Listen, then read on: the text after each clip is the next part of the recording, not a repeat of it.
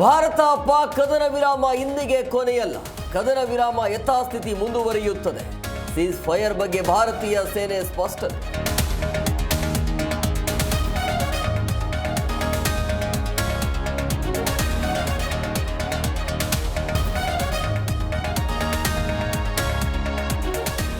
ಹುಬ್ಬಳ್ಳಿ ಧಾರವಾಡ ನಗರಕ್ಕೆ ಕಾಲಿಟ್ಟ ಪಾಕಿಸ್ತಾನಿಗಳು.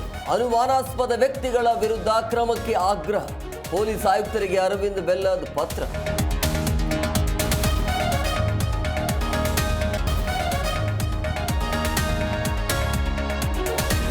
ತಮಿಳುನಾಡಿನಲ್ಲಿ ತೆರೆದ ಬಾವಿಗೆ ಬಿದ್ದ ಕಾರು, 5 ಜಲಸಮಾಧಿ, 3 ಗ್ರೇಟ್ ಬಚಾವ್.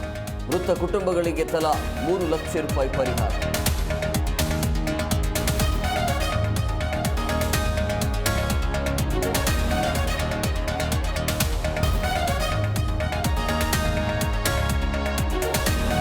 ಮಾಜಿ ಪ್ರಧಾನಿಗೆ ಹುಟ್ಟುಹಬ್ಬದ ಸಂಭ್ರಮ.